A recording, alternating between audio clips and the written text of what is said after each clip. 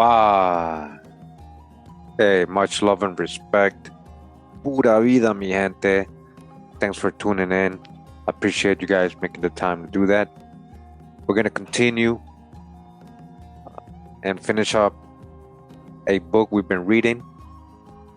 This is part 3, I guess, of this installment of this book, of this reading, of this review, Fair Use for Education and Critique.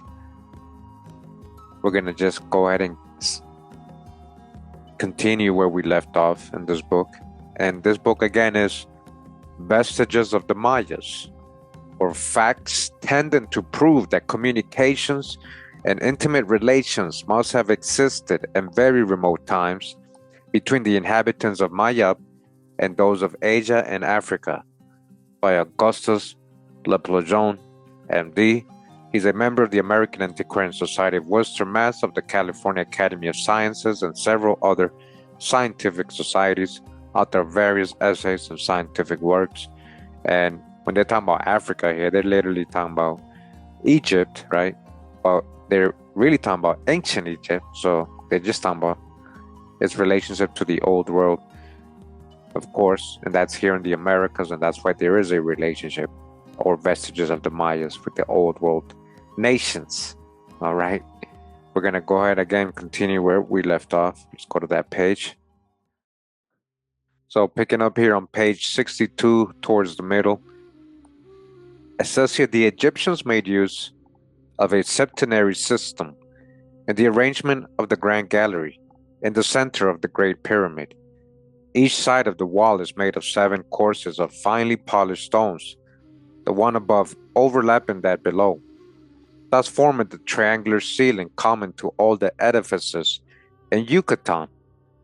This gallery is said to be 7 times the height of the other passages, and as all the rooms in Uxmal, Chichen, and other places in Mayab, it is 7-sided.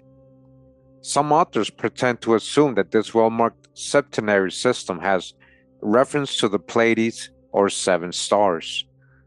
Alcyone, the central star of the group, being, it is said, on the same meridian as the pyramid, when it was constructed in Alpha of Draconis, the then pole star, at its lower culmination. But if, as the Reverend Joseph A. Sees and others pretend, the scientific attainments required for the construction of such enduring monument surpass those of the learned men of Egypt, we must, of necessity, believe that the architect who conceived the plan and carried out its design must have acquired his knowledge from an older people. All right? Who are these older people? Possessing greater learning than the priest of Memphis, unless we try to persuade ourselves, as the reverend gentleman wishes us to do, that the Great Pyramid was built under the direct inspiration of the Almighty. Nearly all the monuments of Yucatan bear evidence that the Mayas had a predilection for number 7, since we find that their artificial mounds were composed of 7 superimposed platforms, that the city of Uxmal contained 7 of these mounds, that the north side of the palace of King Khan, all right, Khan, the Khan dynasty, Khan, or priest king, Wang Kang, was adorned with 7 turrets, that the entwined serpents, his totem, which adorned the east facade of the west wing of this building, have 7 rattles, that the headdress of kings and queens were adorned with 7 blue feathers. In a word, that the number 7 prevails in all places and in everything where Maya influence has predominated. It is a fact, and one that may not be altogether devoid of significance, that this number 7 seems to have been the mystic number of many of the nations of antiquity. It has even reached our times as such, being used as symbol by several of the secret societies existing among us. He knows because he's a Freemason.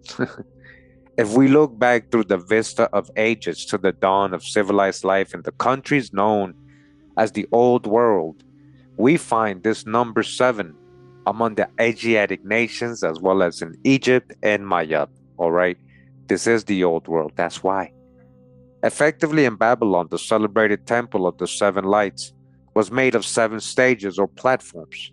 In the hierarchy of Mazdaism, the 7 Marauts, or genii of the winds, the 7 Amshaspans. Then among the Aryans and their descendants, the 7 horses that drew the chariot of the sun, the 7 Apris, or shape of the flame, the 7 rays of Agni, the 7 Manons of or creators of the Vedas. Among the Hebrews, the 7 days of the creation, the 7 lamps of the ark and of Zachariah's vision, the 7 branches of the golden candlestick, the 7 days of the feast of the dedication of the temple of Solomon, the 7 years of plenty, the 7 years of famine.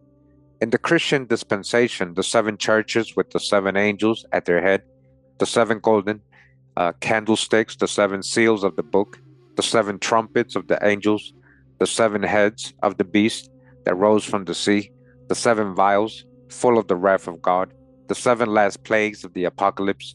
In the Greek mythology, the 7 heads of the Hydra, killed by Hercules, etc.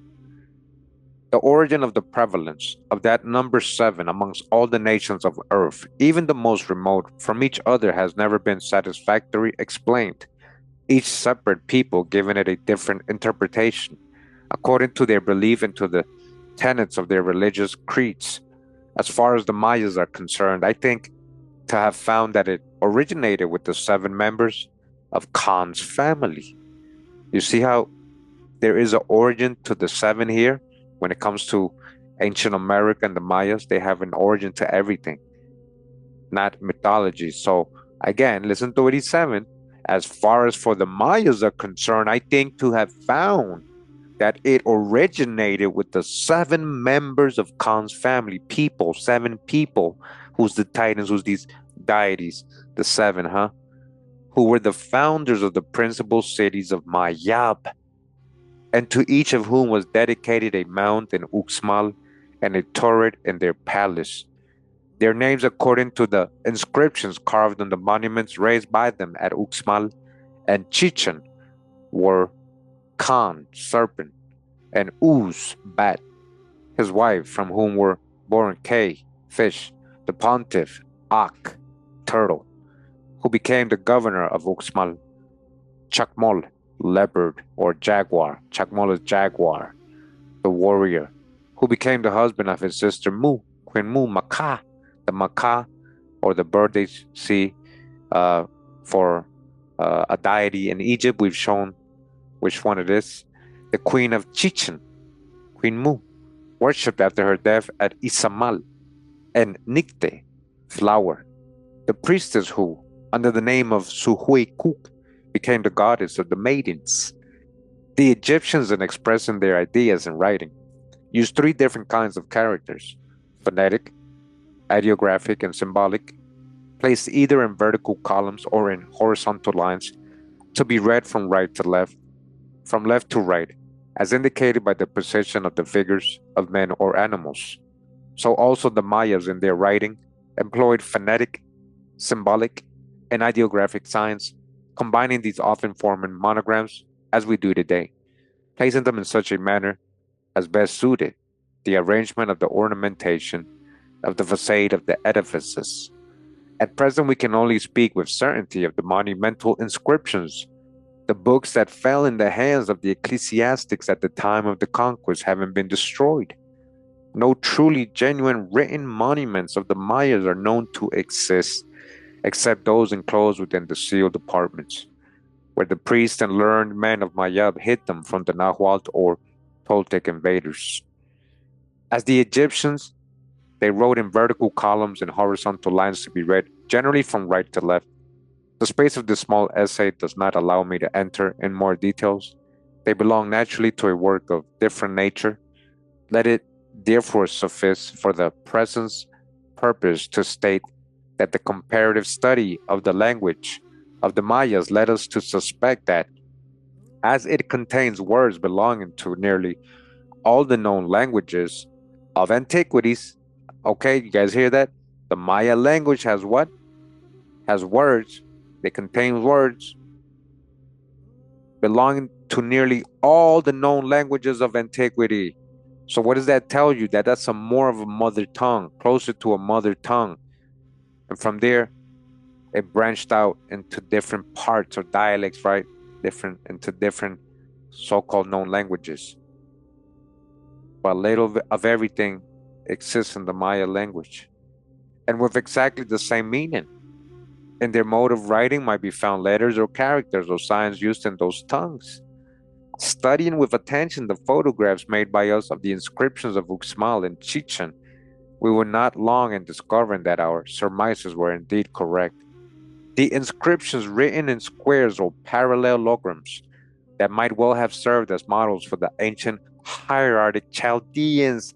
That is the models. Remember, I got a whole video about how they, you know, went from pictograph Maya hieroglyphics into phonetics and other languages, phonetics writing. So he's letting you know here, these are the models for the ancient hierarchic Chaldeans, ancient Irish, Chaldeans, the people of Arphashad, of the time of King Uruk, Urlan, Uruk, seemed to contain ancient Chaldee, Egyptian, Scoto-Egyptian, remember? Scottish, Egyptian, Pictos, Picts, Moors, Chaldee, and its Etruscan characters, together with others that seem to be purely Mayab. Okay? So these writings, these inscriptions, he's telling you right here, they seem to contain Chaldean, Egyptian, Etruscan characters. Applying these known characters to the decipherment of the inscription, so knowing that, when he was able to see, hey, wait, these are the same as other old world characters. When we started applying the same meanings, he was able to interpret the Maya writings, guys, using old world dialects, especially in Egyptian, applying these known characters to the decipherment of the inscriptions, giving them their accepted value. We soon found that the language in which they are written is in the main the vernacular of the Aborigines of Yucatan and other parts of Central America today. Of course, the original mother tongue, all right, having suffered some alterations in consequence of changes in customs induced by time, invasions, intercourse with other nations, and the many other natural causes that are known to affect man's speech. All right, this is pretty deep what he's letting you know about the philology, right? Again, a lot of the ancient languages coming out of this mother tongue, right?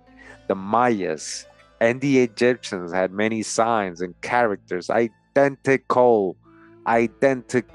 This is the true world. This is so-called ancient Egypt, possessing the same alphabetical and symbolical value in both nations with the same meanings, guys.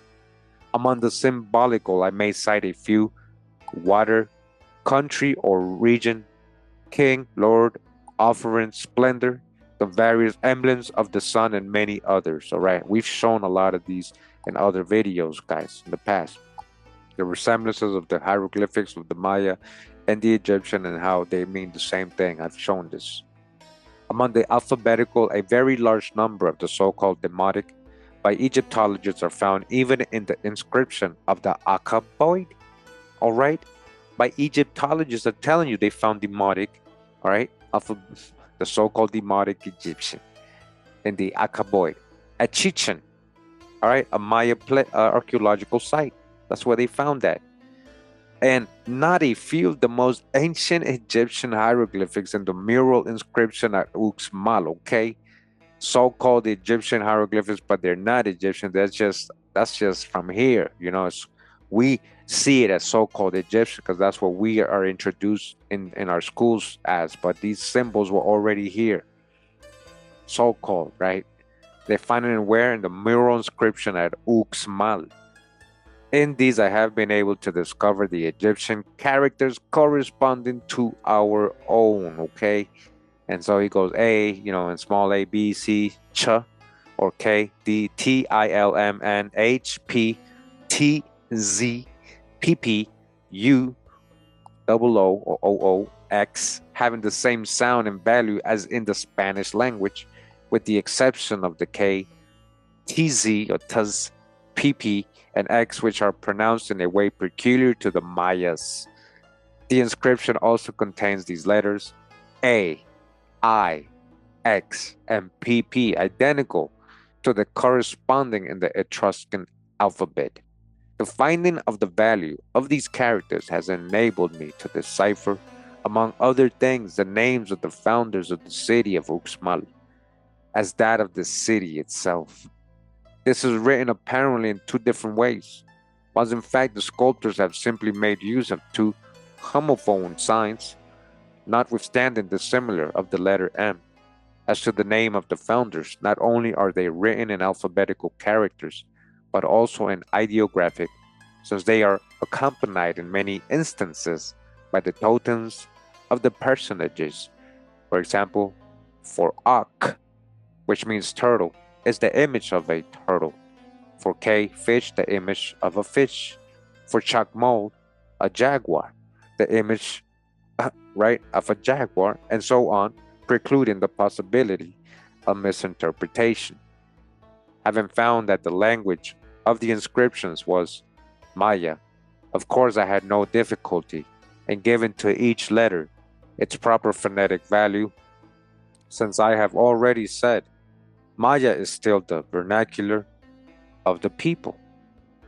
I consider that the few facts brought all together with suffice or will suffice at present to show, if nothing else, a strange similarity in the workings of the mind in these two nations. All right, so all the info he's gone over in part 1 and part 2, before this video. This is again part 3. Make sure to check out parts 1 and 2.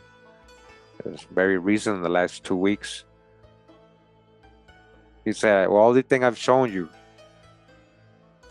you got to see there's a strange similarity in the workings of the mind in these two nations, because it's the same. Again, this is ancient Egypt. But if these remarkable coincidences are not merely freaks of hazard, we will be compelled to admit that one people must have learned it from the other. Then will naturally arise the questions, which is the teacher? And which is the pupil or the student, huh? Who's older?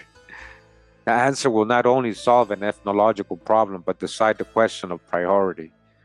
I will now briefly refer to the myth of Osiris, the son of Seb and Nut, the brother of Aeroeris, the elder Horus, of Typhon, of Isis, and of Nephthys, named also Nike or Nike. Nike, that's where they're getting it from, huh? So again, that's the mythology, right? But who were these so-called gods, or are these just epithets? All right. The authors have given numerous explanations, result of fancy, of the mythological history of that god, famous throughout Egypt. They made him a personification of the inundations of the Nile. Isis, his wife and sister, that of the irrigated portion of the land of Egypt, right? Wife and sister, just like Queen Mu and Chaacmol. Their sister Nephthys, that of the barren edge of the desert, occasionally fertilized by the waters of the Nile. His brother and murderer, Typhon, that of the sea, which swallowed up the Nile. Leaving aside the mythical lores with which the priests of all times and all countries cajole the credulity of ignorant and superstitious people, we find that among the traditions of the past, treasured in the mysterious recesses of the temples, is a history of the life of Osiris on earth. Many wise men of our days have looked upon it as fabulous. I am not ready to say whether it is or it is not, but this I can assert, that in many parts it tallies marvelously with that of the culture hero of the Mayas. Okay, listen. It may be mythology over there with the so-called Egyptians, but it might be talking about real people here, or a culture hero of the Mayas.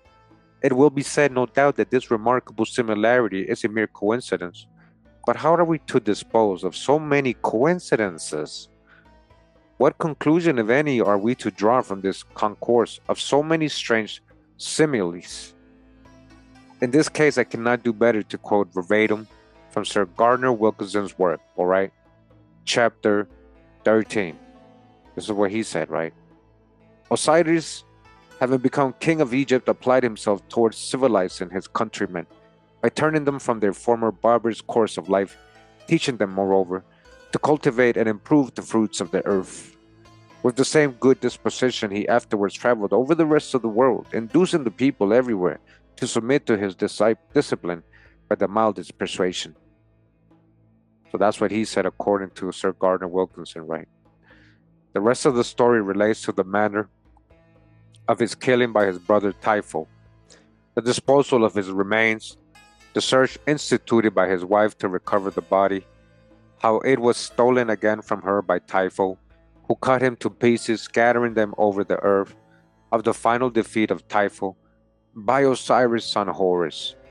All right, now check this out, because I think, he's going to go into Quetzalcoatl, and we've gone over all this. Now listen to, let's see what he's going to tell us and how he's going to compare it, right?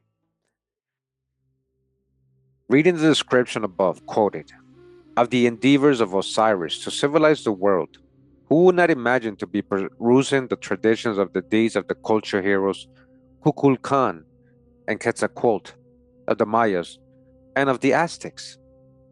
Osiris was partially worshipped at Philo, where the history of his life is curiously illustrated in the sculptures of a small retired chamber lying nearly over the western adytum of the temple, just as that of the Chaacmol, in the mural paintings of his funeral chamber, the bas reliefs of what once was his mausoleum, and those of the queen's chamber and of her box in the tennis court at Chichen, all right, a tennis court.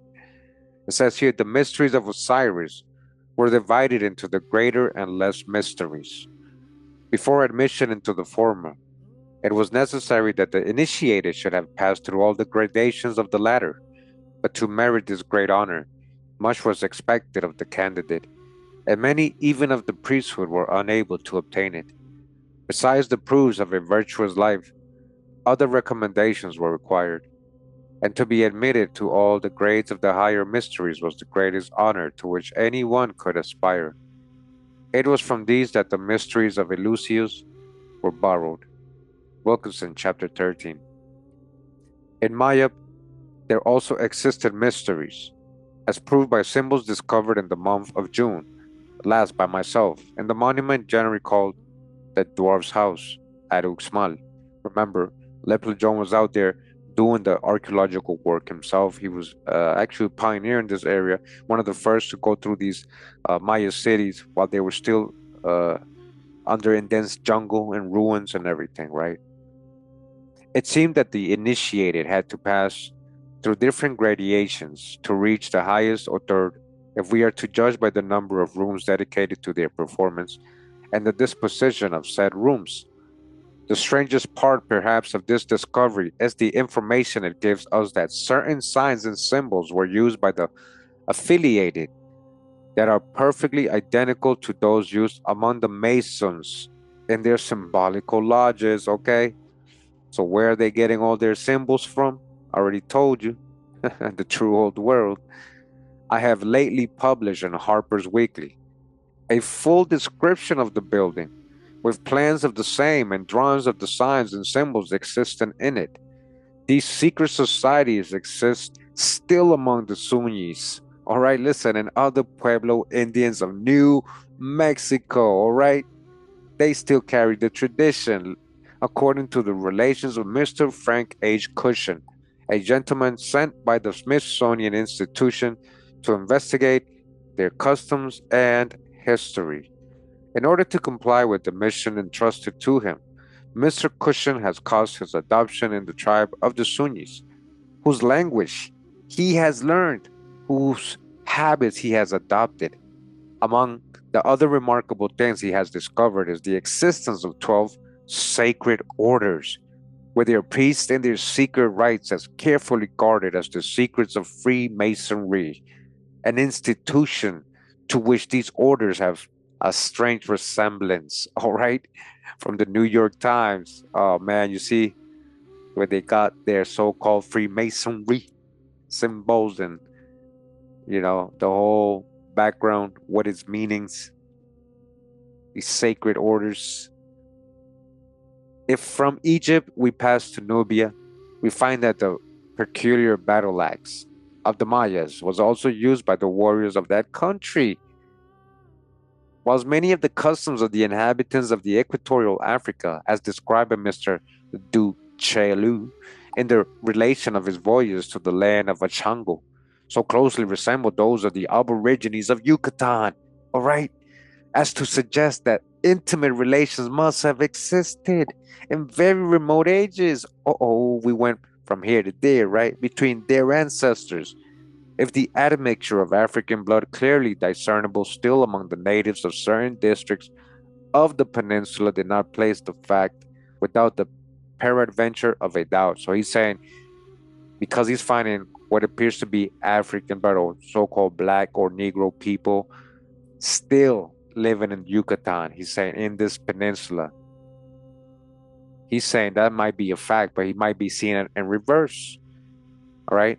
We also see figures in the mural paintings at Chichen with strongly marked African features. Thus, the hijack, there was all types of phenotypes here, or what you call a so-called African feature. You know what I mean? Doesn't mean they came from Africa. You might be seeing in reverse. We learned by the discovery of the statue of Chaacmol and that of the priestess found by me at the foot of the altar in front of the shrine of Ixquina, the Maya Venus, situated at the south end of the Isla Mujeres. It was customary with persons of high rank to file their teeth in sharp points like a saw, right? Hey, look at that, sharpening the teeth. And I think in Asia, Southeast Asia, and in Africa, they might do that. So that doesn't mean that any of these people came from Asia or Africa because they're doing that. They must just be doing it too here, all right? But very important, apart from them saying they're Africans, letting you know, Lepla John is letting you know there is Negroid people, Indians, right? Mayas in the Yucatan. In his time, remember, this is from the 1880s. He wrote this book, okay? We read in the chronicles that this fashion still prevailed, so the sharpening of teeth, right, prevailed after the Spanish conquest, and then by little and little fell into disuse. Travelers tells us that it is yet in vogue among many of the tribes in the interior of South America, particularly those whose names seem to connect with the ancient Caribs or Carians. All right, body bag for the illusion, all right? Another person letting you know who's the ancient Carians. Caribs, Cara, so-called Black Carolina Carians. Carians just popped out of nowhere in Asia. They don't know where they came from, right? We already had connected that with the Caribs through another research. We did another book, and look at Lepla John letting you know the drop right here. Who's the ancient Carians of the so-called old world in Asia? These seafaring people, yeah, the Caribs were seafarers, right? Ducheyu asserts that the Ashangos, those of Otamo, the Apostles, the Fons, and many other tribes of equatorial Africa consider it a mark of beauty to file their front teeth in a sharp point. He presents the fans as confirmed cannibals. All right, see, now he's making them the cannibals. We are told in the bas reliefs on Chaacmol's mausoleum prove it that the Mayas devoured the hearts of their fallen enemies. Wow. It is said that on certain grand occasions, after offering the hearts of their victims to the idols, they abandoned the bodies to the people who feasted upon them. But it must be noticed that these last mentioned customs seem to have been introduced in the country by the Nahuatls and Aztecs. All right, you see who introduced that later on? Later on, sacrifice, it wasn't like that before. They were doing the first fruits before that, giving the first fruits, not people. Since that yet we have found nothing in the mural paintings to cause us to believe that the Mayas indulged in such barbaric repasts beyond the eating of their enemies' hearts. All right, see? The Mayas were and their descendants are still confirmed believers in witchcraft. In December last year, being at the hacienda of Chaacmol, where are situated the ruins of the ancient city of Mayab, a sick man was brought to me. He came most reluctantly, stating that he knew what was the matter with him, that he was doomed to die unless the spell was removed. He was emaciated, seemed to suffer from malarial fever, then prevalent in the place, and from the presence of tapeworm. I told him I could restore him to health if he would heed my advice. The fellow stared at me for some time, trying to find out, probably, if I was a stronger wizard than the H-man who had bewitched him. He must have failed to discover on my face the proverbial distinctive marks great sorcerers are said to possess, for with an incredulous grin, stretching his thin lips tighter over his teeth, he simply replied, "No use. I am bewitched. There is no remedy for me." Alright, he was like, "Nah, you can't save me." Mr. Duchayu, speaking of the superstitions of the inhabitants of equatorial Africa, says, "The greatest curse of the whole country is the belief in sorcery or witchcraft. If the African is once possessed with the belief that he is bewitched, his whole nature seems to change. He becomes suspicious of his dearest friends. He fancies himself sick, and really often becomes sick through his fears. At least 75% of the deaths in all the tribes are murders for supposed sorcery. In that, they differ from the natives of Yucatan, who respect wizards because of their supposed supernatural powers. From the most remote antiquity, as we learn from the writings of the chroniclers and all sacred ceremonies, the Mayas used to make copious libations with balchi.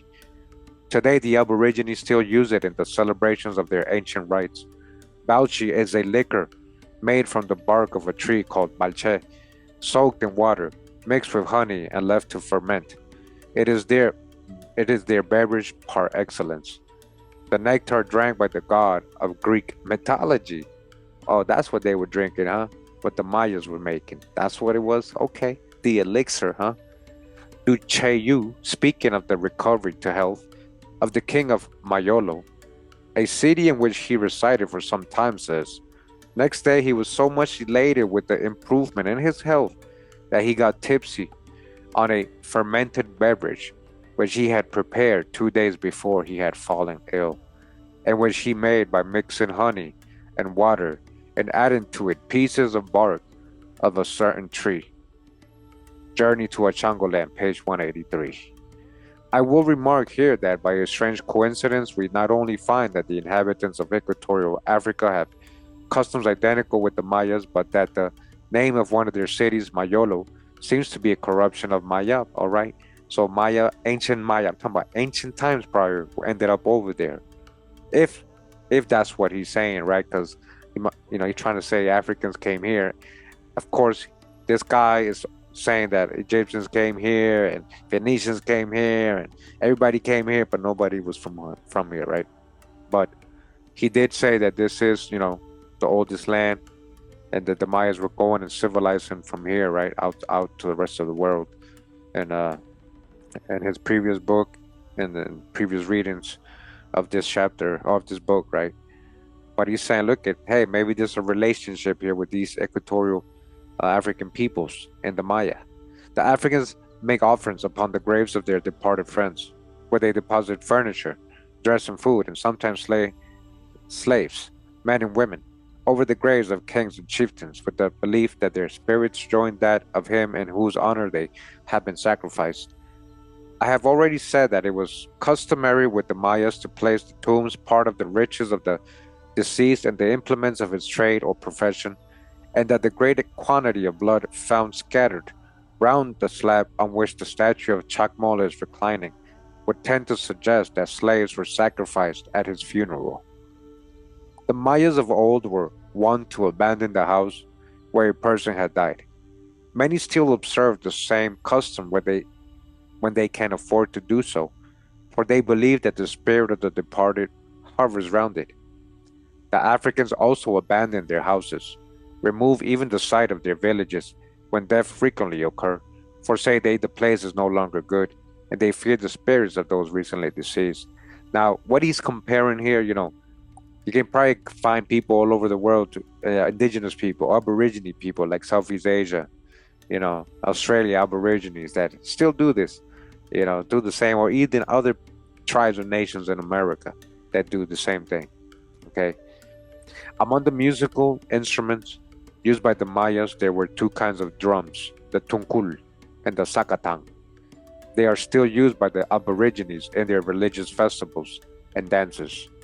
The tuncul is a cylinder hollowed from the trunk of a tree so as to leave it about 1 inch in thickness all round. It is generally about 4 feet in length.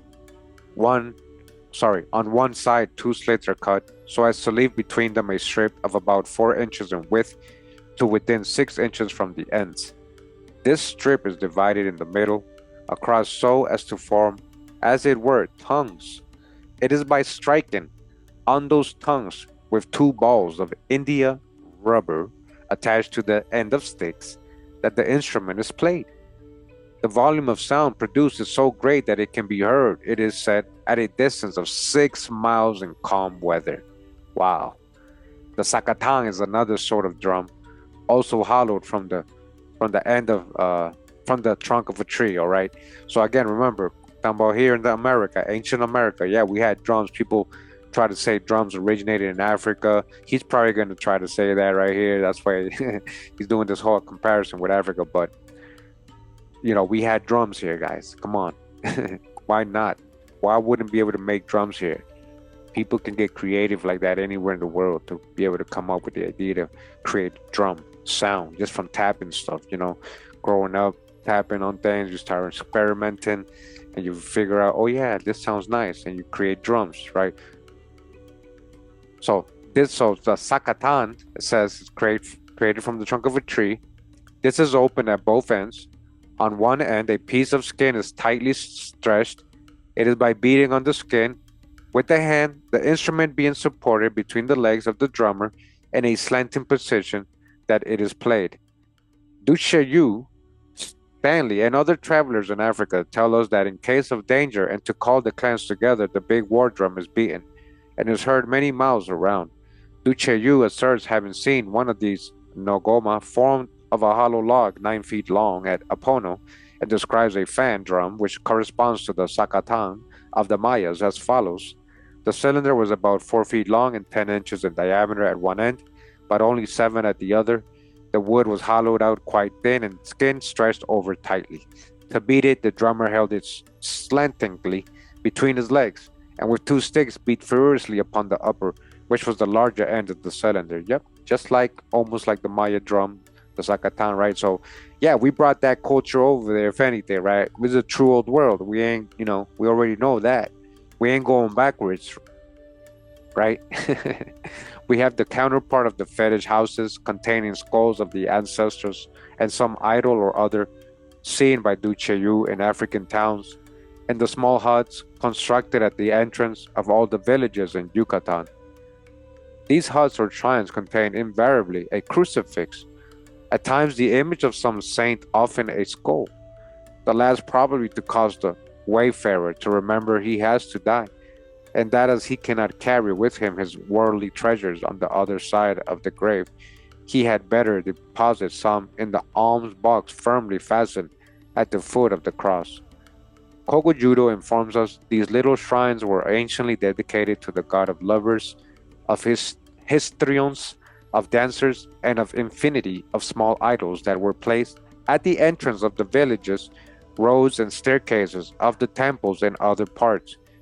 Even the breed of African dog seems to be the same as that of the native dogs of Yucatan. Now, okay, when we talk about native dogs of Yucatan, who are we talking about here? We're talking about the Xolotl Quintli. We're talking about Anubis dog. That's from ancient America. And if they had that in Equatorial, by whatever time he went over there in the 1800s, 1700s, I mean, yeah, they could have brought him over there, or ancient people could have brought him over there. Right? Dogs originated in the Americas. All dogs originated in the Americas, if you guys didn't know that. Right? The ancestor of all dogs originated in the Americas. Yep. Were I to describe these, I could not make use of more appropriate words than the following of Duchayu. The purebred native dog is small, has long straight ears, long muzzle, and long curly tail. The hair is short and the color yellowish, the purebred being known by the clearness of his color. They are always lean and are kept very short of food by their owners. Although they have quick ears, I don't think highly of their scent. They are good watchdogs. I could continue this list of similes, but methinks those already mentioned are sufficient for the present purpose. I will therefore close it by mentioning the strange belief that Duchayu asserts exists among the African warriors. The charmed leopard skin worn about the warrior's middle is supposed to render that worthy spear-proof.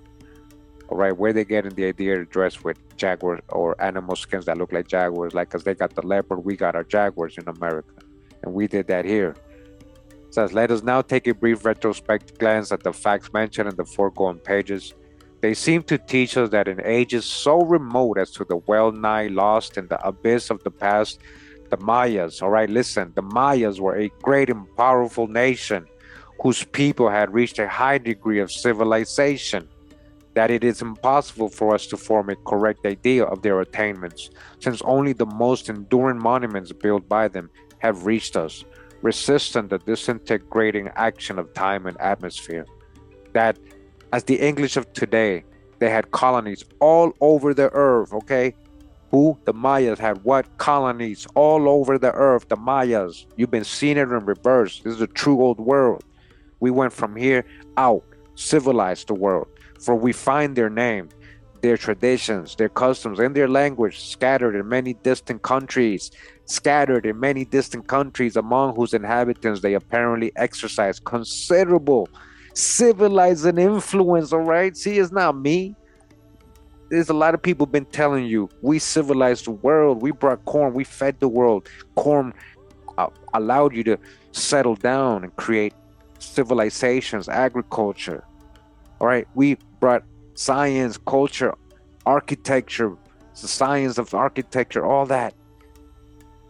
So he's telling you right here, they had, among these people they were colonizing, they had considerable civilizing influence, since they gave names to their gods, who are the deities. They all trace back to so-called America or Atlantis, right? To their tribes, to their cities.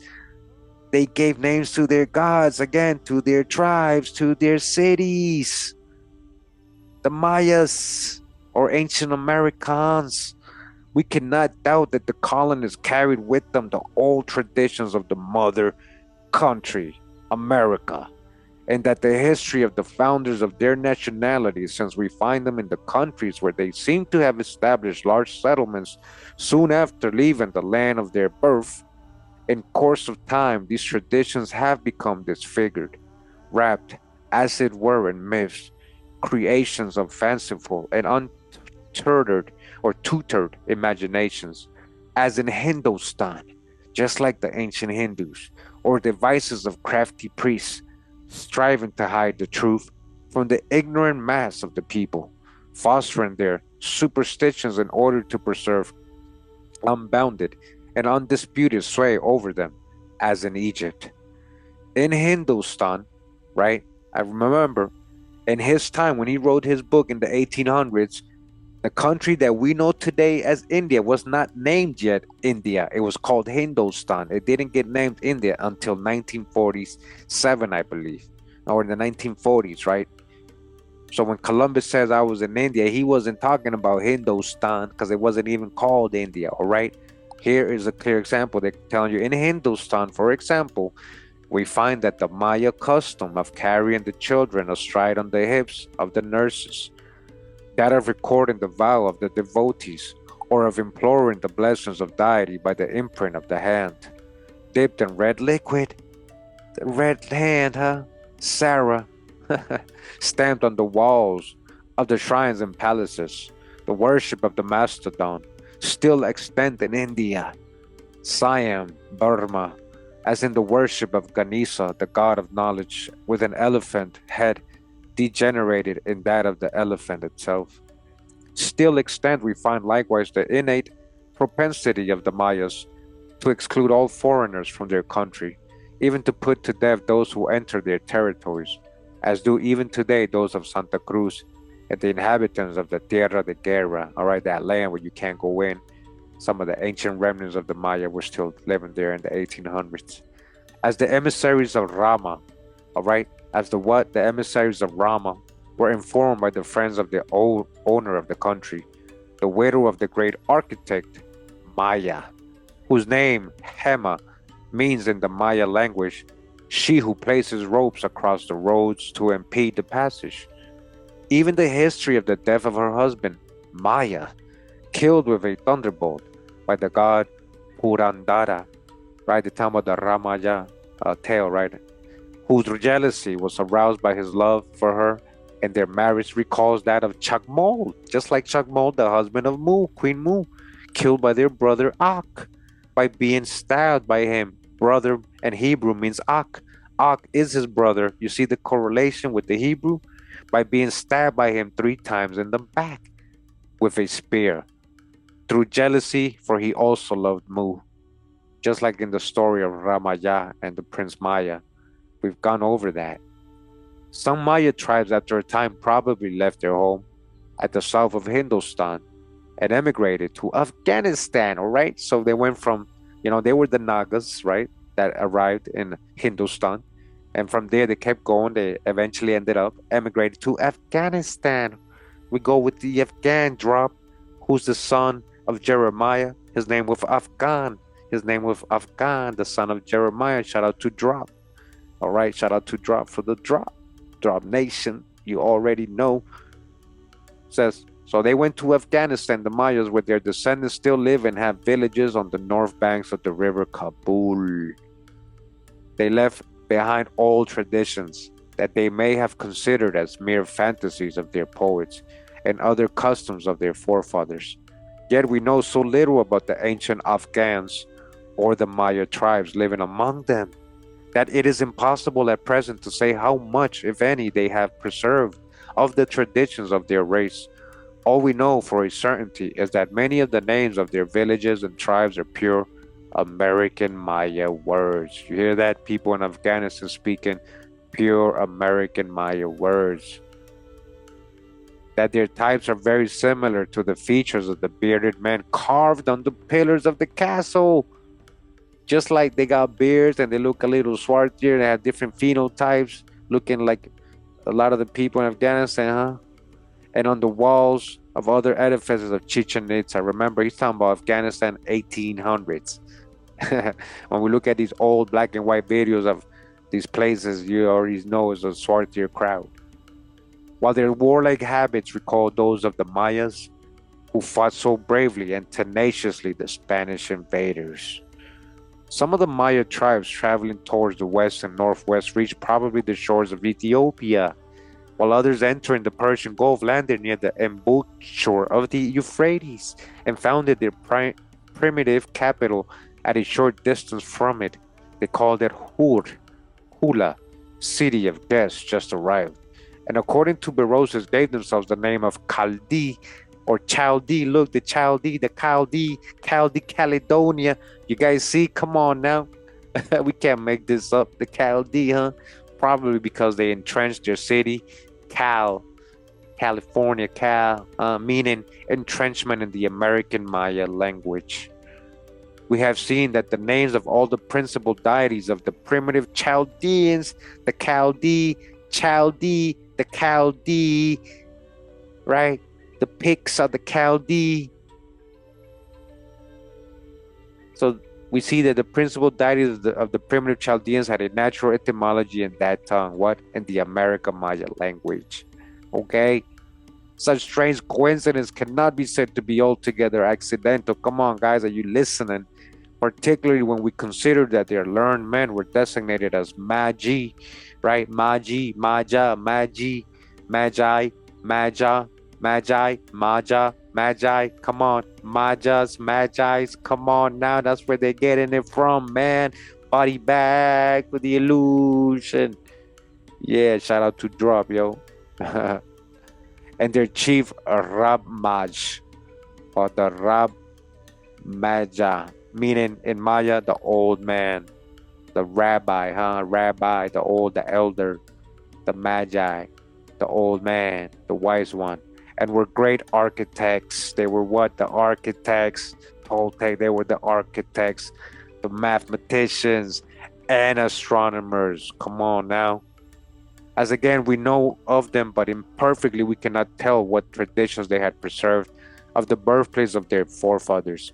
But by the inscriptions on the tablets or bricks found at Mughir and Wadka, we know for a certainty that in the archaic writings they formed the characters of straight lines of uniform thickness and enclosed their sentences in squares or parallelograms, as did the founders of the ruined cities of Yucatan. And from the signet cylinder of King Uruk, that their mode of dressing was identical. Listen, their mode of dressing, we're talking about ancient Chaldeans, right?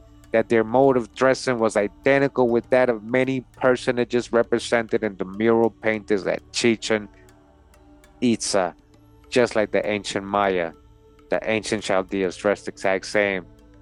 This is the true old world again. If it walks like a duck, talks like a duck, speaks like a duck, you know, dresses like a duck, then it's a duck, right? It's Maya. Who ended up in ancient Ireland, huh? We have traced the Mayas again on the shores of Asia Minor. Asia Minor, huh? So if there's an Asia Minor, there must be an Asia Major or India Superior, right? North America, where the Carians. So in Asia Minor with the Carians, they had just all of a sudden showed up in Asia Minor, right? At last established themselves. They just showed up and established themselves after having spread terror among the populations bordering on the Mediterranean. That's what the Carians were doing over there, right? That's what they were doing. Oh, these so-called Atlanteans, huh? You see the phantoms and duplicates in history. Plato was probably from the Middle Ages. You see, talking about an ancient event of the Caribs were doing over there. Their origin is unknown, but their customs were so similar to those of the inhabitants of Yucatan. At the time, even of the Spanish conquest, and their name Carib, or Carians. Come on, man. Oh, man, we can't make this up, man. We cannot make this up. All much lies, all the lies they told us growing up. When it was always right here. The truth was always right in front of us, guys. This is the true old world again. Their name, right? Oops, sorry. Their name. Even Carib, or Carians, so extensively spread over the Western continent that we might well surmise that navigators as they were, all right, we were the ancient navigators. That's what I've been trying to tell you. They came from those parts of the world, particularly when we are told by the Greek poets and historians that the goddess Maya was the daughter of Atlantis. Maya, Atlantis, it is America. Maya is American. The Greek poets, they're probably from the Middle Ages. They phantoms and duplicates, they added 3,000 years here, 1,800 years here, 300 years here, 1,000 years here. Multiple timelines. We have seen that the names of the Kati, those of their cities of Tyre, and finally that of Egypt have their etymology in the Maya. All right, their etymological meanings of their words comes from the Maya. Come on now.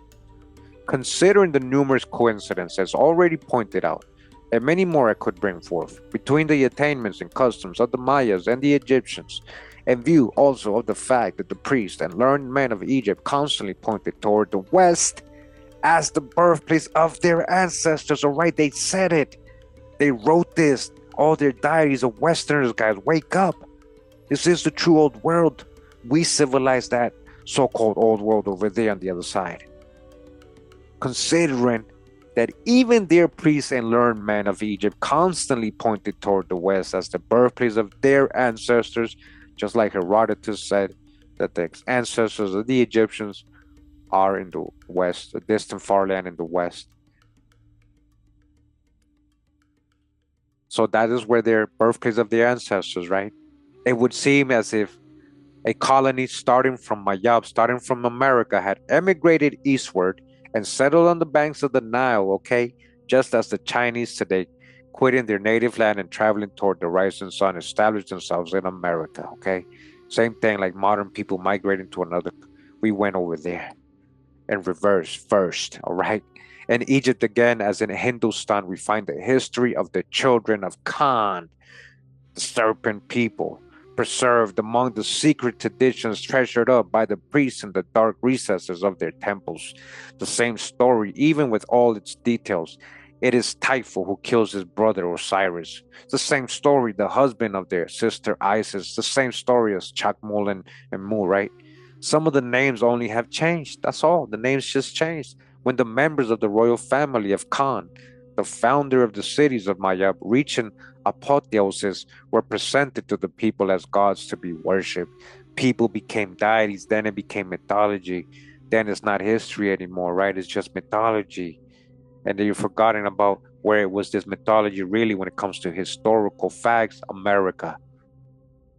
That the story of Isis and Osiris is a mythical account of Chaacmol and Mu, all right? Mayas. From all the circumstances connected with it, according to the relations of the priests of Egypt, that tally so closely with what we learn in Chichen Itza from the bas reliefs, it seems impossible to doubt. Effectively, Osiris and Isis are considered as king and queen of the Amenti, the region of the West. All right, it fits them. Remember, they found statues of Osiris here. You know how many videos we got about that, guys? How many readings did we do? We got a whole video on this, how they found Osiris statues here in Palenque, all right? Even in the mounts, Isis and all that, Egyptian statuettes and all that. They found literally, though, specifically Osiris and Isis statues in El Salvador. So they were the rulers of the West. Yeah, they were the rulers of America, the mansion of the dead, or where the sun sets, right? The sun sets in the West, the underworld, right? That's why they saw it like. It went into the underworld, the West, right? Amenti.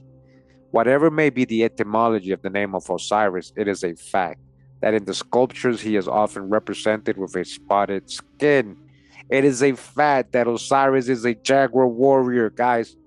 All right, he was wearing a jaguar skin. They saying leopard, but it was actually drawn jaguar because ancient Egypt was here, not over there. So make it make sense. When it happened here, they had jaguars here, not leopards. Okay, suspended near him, and Diodorus Siculus says that the skin is usually represented without the head.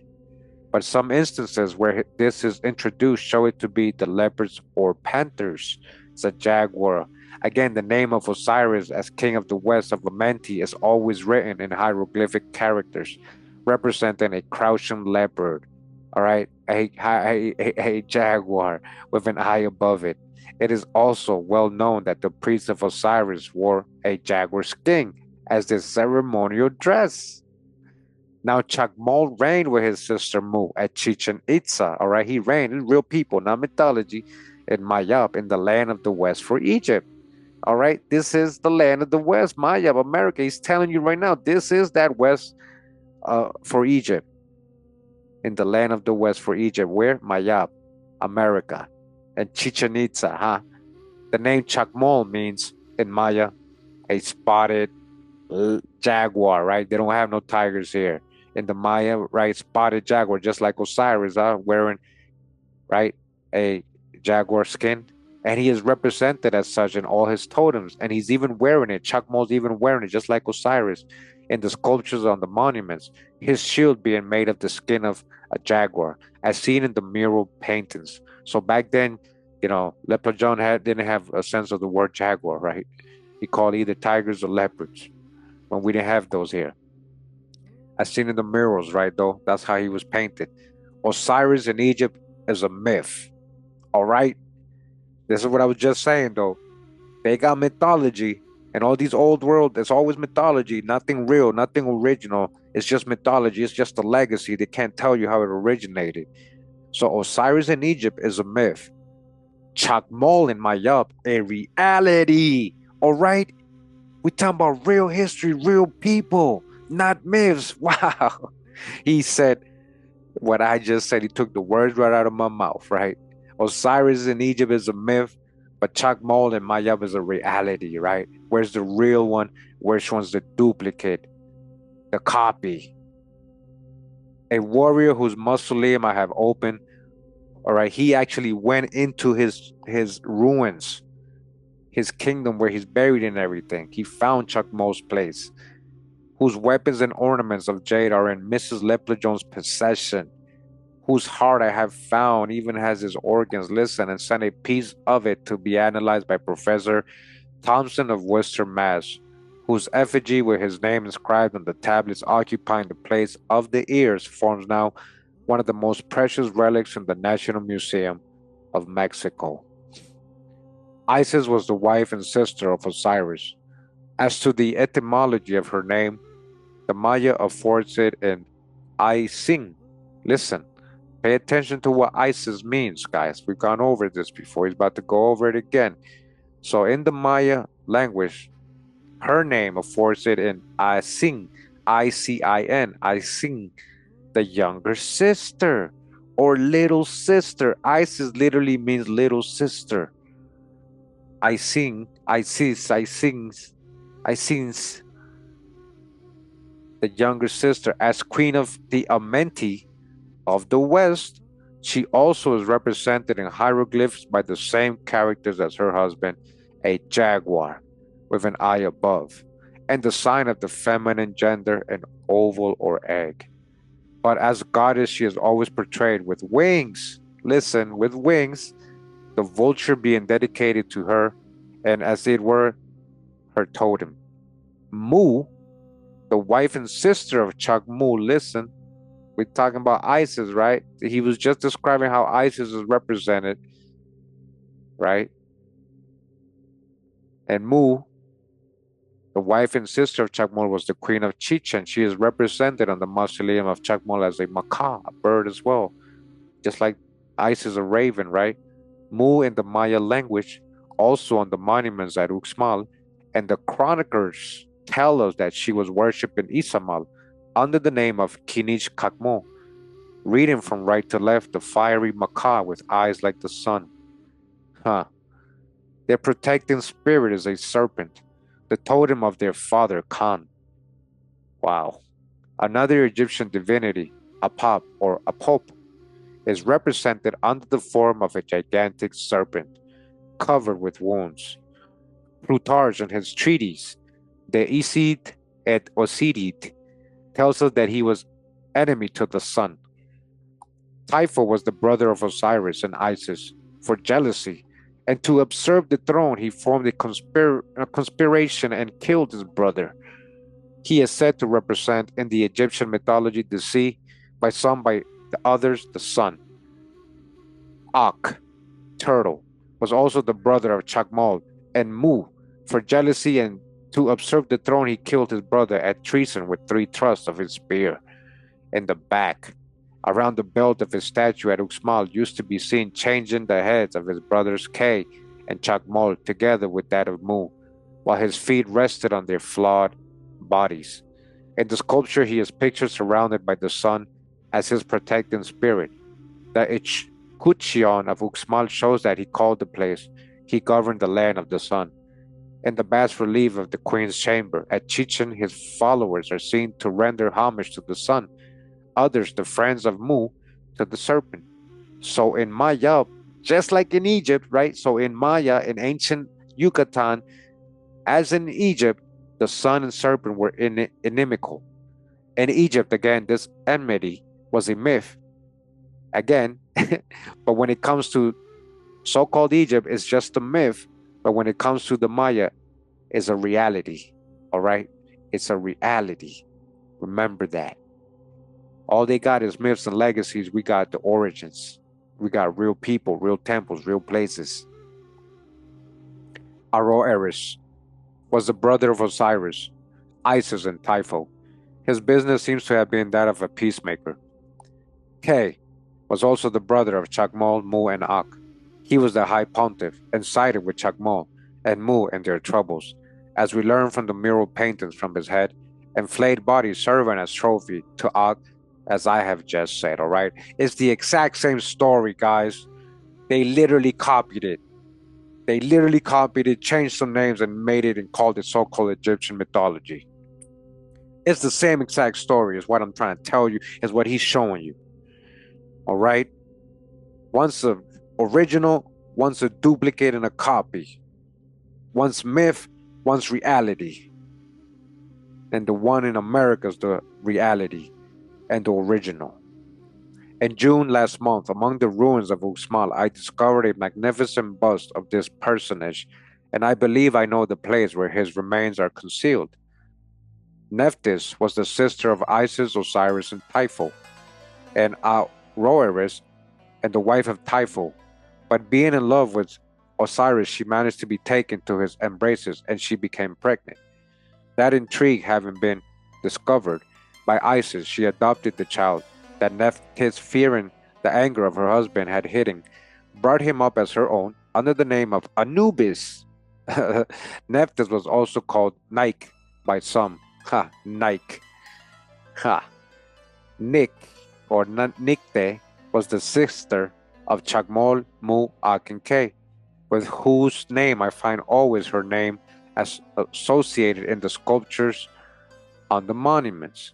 So look, so Nephthys, Nike, and then his sister over here in Chaacmol, America, called almost Nike too, right? Here, the analogy between these personages would seem to differ. Still further study of the inscriptions may yet prove the Egyptian version to contain some truth.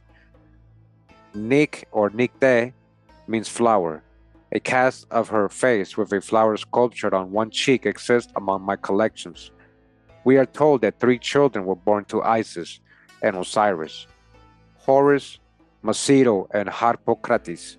While in the scene painted on the walls of Chaacmol's funeral chamber, in which the body of this warrior is represented stretched on the ground, cut open under the ribs for the extraction of the heart and visceras, he is seen surrounded by his wife, his sister Nik, his mother Su, Sok, and 4 children.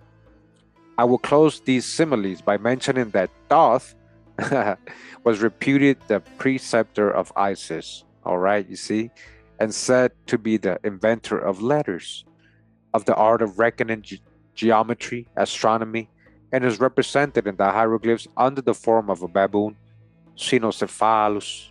He is one of the most ancient divinities among the Egyptians. Thoth is the ancient of ancients. Check out my Thoth videos, guys. We already know the drop on Thoth, right?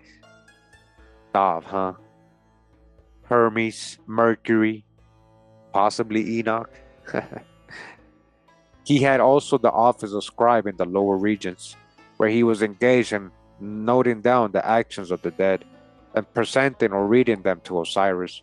One of the modes of writing his name in hieroglyphics transcribed in our common letters reads Nukta, a word most appropriate and suggestive of his attributes, since according to the Maya language it would signify to understand, to perceive, Nukta, while his name, Thoth, Maya, Thoth, means to scatter flowers, hence knowledge. In the temple of Dev at Uxmal, at the foot of the grand staircase that led to the sanctuary, at the top of which I found a sacrificial altar, there was 6 cynocephaly in sitting posture, as Thoth and represented by the Egyptians, just like Thoth is represented, right? He found that in Uxmal they were placed 3 in row each side of the stairs.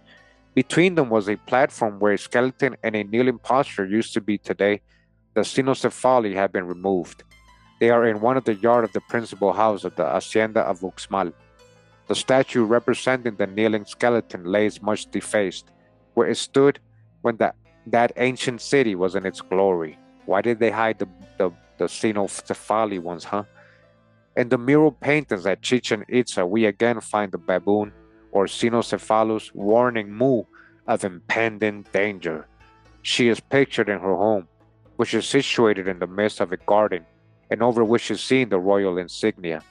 A basket, painted blue, full of bright oranges, is a symbolical of her domestic happiness. She is sitting at the door. Before her is an individual pictured physically deformed, to show the ugliness of his character, and by the flatness of his skull, want of moral qualities. The proving that the learned men of Mayab understood phrenology, right? He is in persuasive attitude, for he has come to try to seduce her in the name of another. She rejects his offer, and with her extended hand protects the armadillo, on whose shell the high priest read her destiny when yet a child. And a tree just above the head of the man is an ape. His hand is open and outstretched, both in a warning and threatening position. A serpent, Khan, her protecting spirit, is seen at a short distance coiled. A Drakan, huh? Protective spirit, an angel, huh? To spring in her defense. Nearby is another serpent, entwined around the trunk of a tree. He has wounded about the head another animal that, with its mouth open, its tongue protruding, looks at its enemy over its shoulder. Blood is seen oozing from its tongue and face. This picture forcibly recalls to the mind the myth of the Garden of Eden. For here we have the garden, the fruit, the woman, the tempter. As to the charmed jaguar skin, worn by the African warriors, right? They say leopard, over there's leopard, right? To render them invulnerable to spears, it would seem as if the manner in which Chaacmol met his death by being stabbed with a spear had been known to their ancestors, and that they in their superstitious fancies had imagined that by wearing his totem, it would save them from being wounded with the same kind of weapon used in killing him. Let us not laugh at such singular conceit among uncivilized tribes, for it still prevails in Europe. On many of the French and German soldiers killed during the last German war were found talismans composed of strips of paper, parchments, or cloths on which were written supposed Kabbalistic words, or the name of some saint that the wearer firmly believed to be possessed of the power of making him invulnerable. I am acquainted with many people, and not ignorant, who believe that by wearing on their persons rosaries made in Jerusalem and blessed by the Pope, they enjoy immunity from thunderbolts, plagues, epidemics, and other misfortunes to which human flesh is heir. That the Mayas were a race of autochtons, all right, listen, that the Mayas were a race autochton of this Western continent and did not receive their civilization from Asia or Africa. There you go. They didn't get it from Asia or Africa, all right? So all that, oh, they must have come and they taught the Mayas this. That's why they built this. That's why they built large stone heads and all this. No, man. They didn't get that. They did not receive their civilization from Asia or Africa. They are autochthonous to America, all right? Seems a rational conclusion or logical when you know the research to be deduced from the foregoing facts. If we had nothing but their name to prove it, it should be sufficient, since its etymology is only to be found in the American Maya language, okay? When you say Maya, when you're talking about, if you hear that in India, if you hear that in Egypt, if you hear that over there in China, they don't have no etymology for it. It's all mythical. But in America, when you know they have the etymology here, the origin of the word Maya, okay? They cannot be said to have been natives of Hindustan, all right? They're not from India either. We went over there. Since we are told that in very remote ages, Maya, a prince of the Davanas, the Danite Davanas, established himself there, okay? He went there. He went there in reverse. We do not find the etymology of his name in any book where mention is made of it, all right? They never mention where that means, what that means, why they call him Maya. We are merely told that he was a wise magician. He was a wise Mayan, a great architect, yep, a learned astronomer, yep, a powerful asura or demon, they call him, or a drakan, thirsting for battles and bloodshed, or according to the Sankras, a goddess, the mother of all beings that exist, gods and men. Very little is known of the Mayas of Afghanistan, except that they call themselves Mayas, and that the name of their tribes and cities are words belonging to the American Maya language. Who can give the etymology of the name Magi? The learned man amongst the Chaldeans? We only know that its meaning is the same as Maya in Hindustan. Magician, astronomer, or learned man. But where did you get that from? Is what they're trying to ask you. Where did you guys get that from? They can't tell you. If we come to Greece, where we find again the name Maya, it is mentioned as that of a goddess as in Hindustan, the mother of the gods. That's all they can tell you. Only we are told that she was the daughter of Atlantis, born of Atlantis. She is from America. That's all they know. But if we come to the lands beyond the waters of the Atlantic Ocean, but when we come to the Americas, right, then we find a country called Mayab on account of the porosity of its soil. That as a sieve, Mayab absorbs the water in an incredibly short time. That's what it means. That's an origin for word Maya here. Mother country, motherland, mother of all the gods. Yeah, the motherland of all the gods. Its inhabitants took its name from that of the country and called themselves Mayas. It is a fact worthy of notice that in their hieroglyphic writings, the sign employed by the Egyptians to signify a lord, a master, was the image of a sieve. Would not this seem to indicate that the Western invaders who subdued the primitive inhabitants of the valley of the Nile over there in Africa, the primitive inhabitants subdued them, who? The Maya Americans, yeah? And became the lords, yeah, they became the lords and masters of that land, were people from Maya, from America, all right? Particularly if we consider that the usual character used to write the name of Egypt was the sieve, together with the sign of land. We know that the Mayas deified and paid divine honors to their eminent men and women after their death.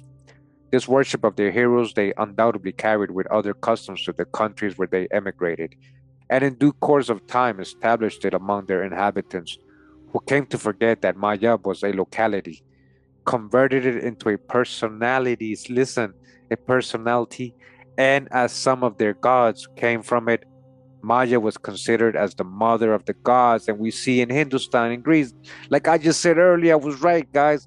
They literally just talking about the mother country when they're saying Maya, the mother of the gods, or the mother country of the gods. America, Maya. They lost the meaning, the context behind it when the history as years pass by. It would seem probable that the Mayas did not receive their civilization from the inhabitants of the Asiatic peninsulas, all right? They didn't get it from Asia. For the religious lores and customs they have in common are too few to justify this assertion. They would simply tend to prove that relations had existed between them at some epoch or other and had interchanged some of their habits and beliefs as it happens between the civilized nations of our days.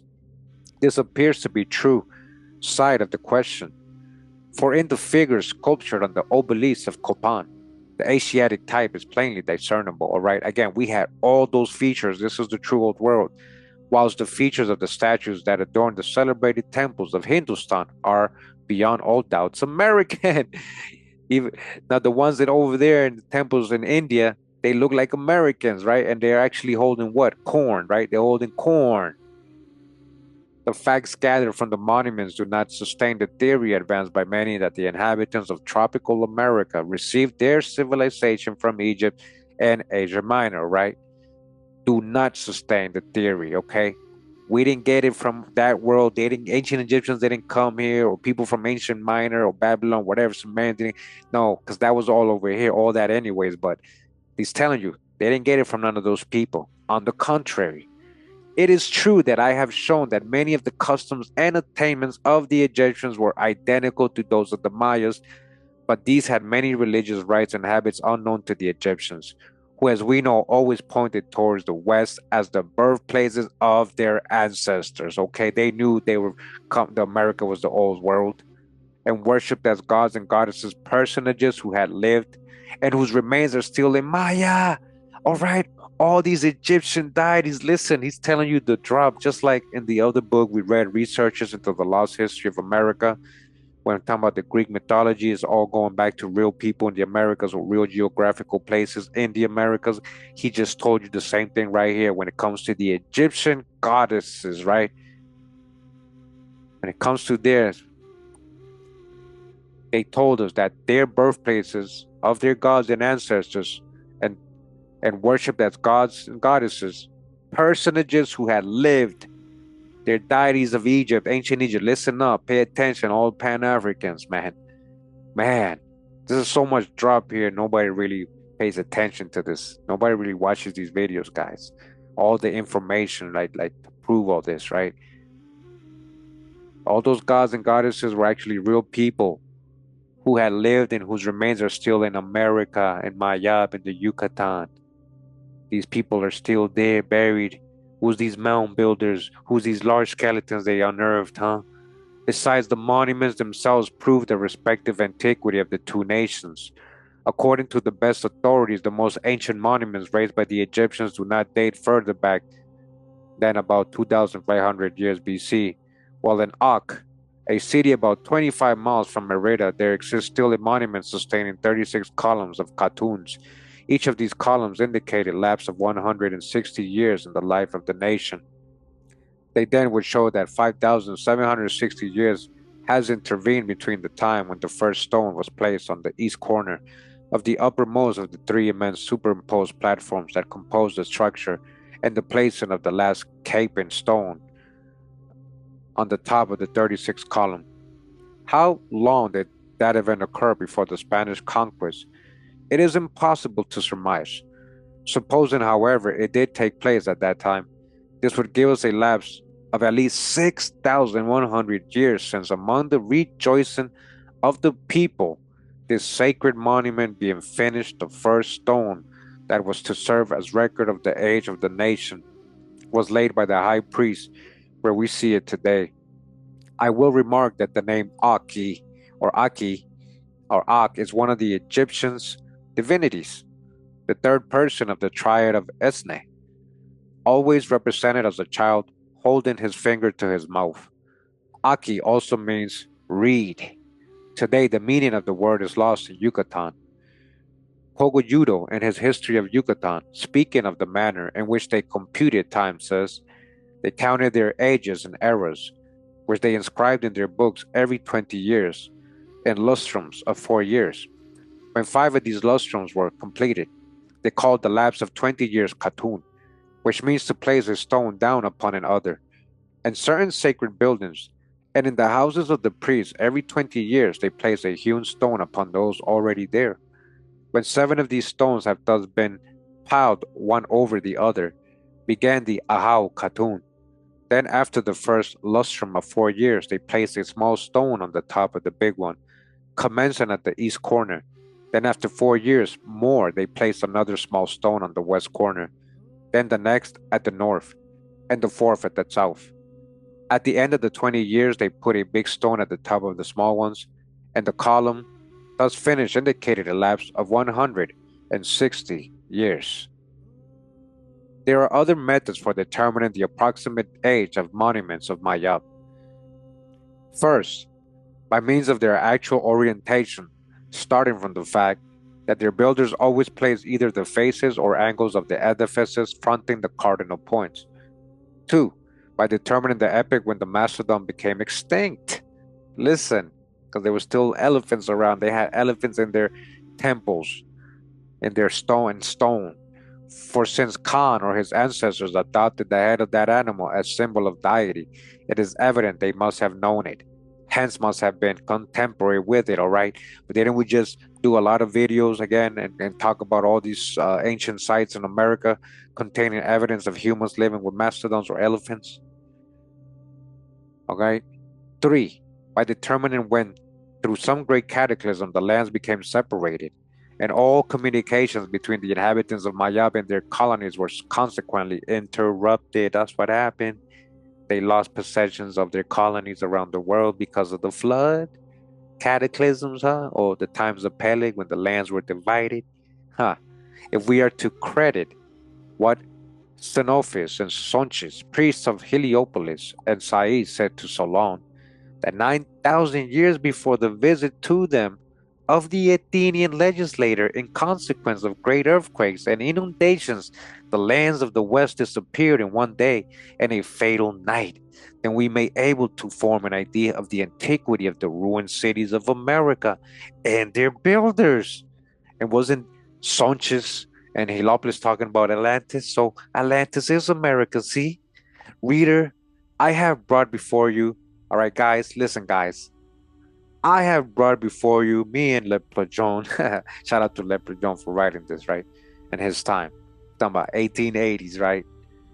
So, hey guys, I have brought before you, without comments, some of the facts that after 10 years of research, the paintings on the walls of Chaacmol's funeral chamber, the sculptured inscriptions carved in the stones of the crumbling monuments of Yucatan, and a comparative study of the vernacular of the aborigines of that country have revealed to us.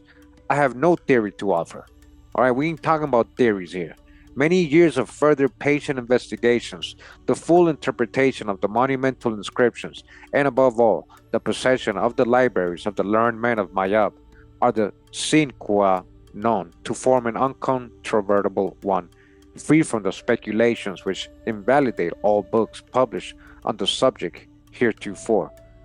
If by reading these pages you have learned something new, right? If from reading this book, guys, because we're literally at the end here, if by reading these three parts, these three videos, this whole book, if by reading these pages you have learned something new, your time has not been lost, okay? Nor mine. And writing them, right? Him writing this or me reading this to you, okay? That's how I feel.